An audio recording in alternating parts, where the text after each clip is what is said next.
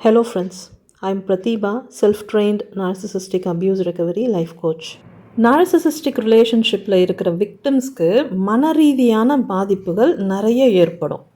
அப்படி ஏற்படக்கூடிய பல வகையான பாதிப்புகளில் ஒன்று தான் அன்ஹெல்தி ஆங்கர் இஷ்யூ. இதை பற்றி தான் இந்த பதிவில் நம்ம பார்க்க போகிறோம்.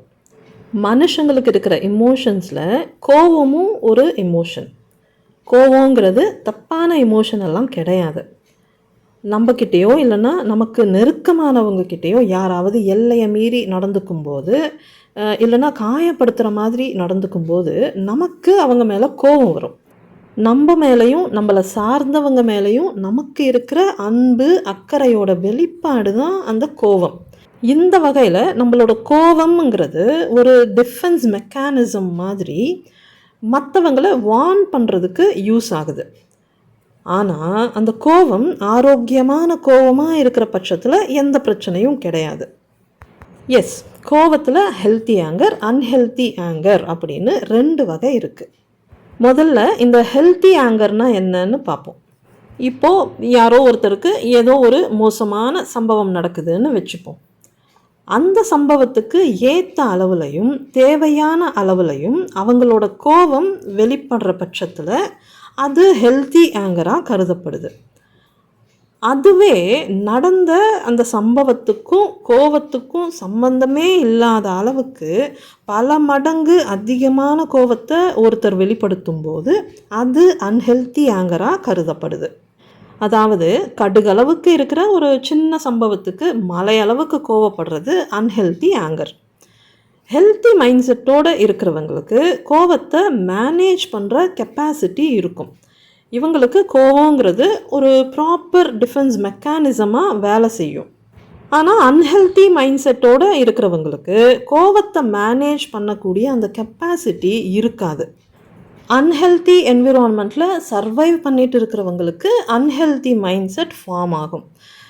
தன்னோட லைஃப் மேலே கண்ட்ரோல் இல்லாத ஒரு சூழல், எப்போ என்ன பிரச்சனை வரும்னு தெரியாத ஒரு சூழல், நினச்ச வாழ்க்கையை வாழ முடியாமல் ஏதோ ஒரு நிர்பந்தத்துக்கு கட்டுப்பட்டு வாழ வேண்டிய சூழல், இந்த மாதிரி பாதகமான சூழலில் வாழ்ந்துட்டு இருக்கிறவங்களுக்கு பயம், தாங்க முடியாத மனவேதனை, விரக்தி, மன அழுத்தம், மனச்சோர்வு, இமோஷனல் எக்ஸாஷன், பவர்லெஸ்னஸ், ஹெல்ப்லெஸ்னஸ், ஹோப்லெஸ்னஸ், இந்த மாதிரி நெகட்டிவ் இமோஷன்ஸ், அதாவது எதிர்மறையான உணர்வுகள் உண்டாகும்.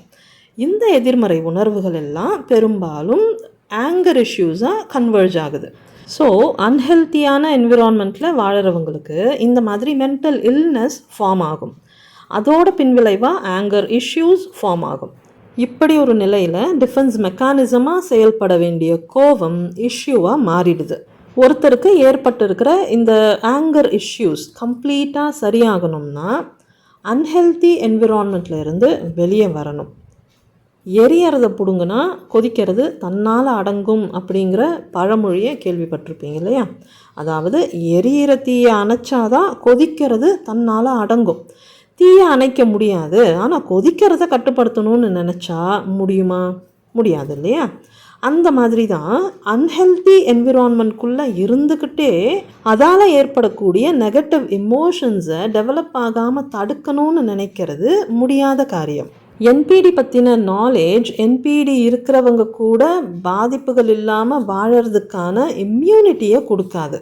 ஸோ இந்த என்பிடி பற்றி எவ்வளோ நாலேஜை வளர்த்துக்கிட்டாலும் இந்த கிறுக்குங்க கூட வாழறது சவாலான விஷயம். இந்த நாலேஜையெல்லாம் யூஸ் பண்ணி நார்சிசிஸ்டிக் அப்யூஸ்னால் ஏற்படக்கூடிய பாதிப்புகளை விக்டிம்ஸ் ஓரளவுக்கு கட்டுப்படுத்தலாம், ஆனால் முழுசாக தடுக்க முடியாது. இந்த ஆங்கர் இஷ்யூஸும் அந்த மாதிரி தான். இதையும் ஓரளவுக்கு கட்டுப்படுத்தலாமே தவிர முழுசாக இதை தடுக்கவே முடியாது. ஏன்னா ஃப்ரீயாக வெளிப்படுத்த முடியாமல் கட்டுப்படுத்தி வைக்கிற எமோஷன்ஸ் எதுவாக இருந்தாலும் அது த்ரெஷ்ஹோல்டை ரீச் பண்ணும்போது ஆட்டோமேட்டிக்காக வெடிச்சிடும்.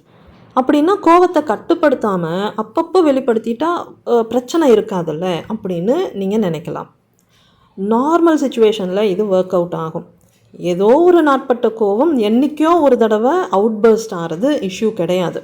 அது அன்ஹெல்த்தி ஆங்கரும் கிடையாது. ஹெல்த்தி என்விரான்மெண்ட்டில் இருக்கிறவங்களுக்கு இது மாதிரி ரொம்ப ரொம்ப ரேராக நடக்கும். பட் நார்சிசிஸ்டிக் ரிலேஷன்ஷிப்போட டைனமிக்ஸ் இந்த மாதிரி ஒர்க் அவுட் ஆகாது.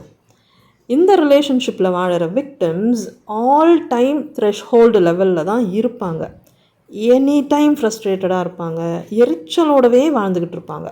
அப்படி இருக்கிறவங்களுக்கு ஒரு சின்ன ட்ரிகர் கூட பெரிய பாதிப்பை ஏற்படுத்தும்.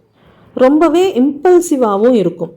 அப்படி கோவத்தில் வெடித்து செதறும் போதெல்லாம் மற்றவங்க கண்ணுக்கு விக்டிம்ஸ் தப்பானவங்களாம் தெரிவாங்க.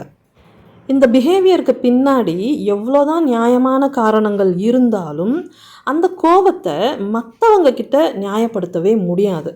கோவம் அடங்கின பிறகு நடந்ததையெல்லாம் யோசித்து பார்த்தா உங்களுக்கே ரொம்ப எம்பரேசிங்காக இருக்கும்.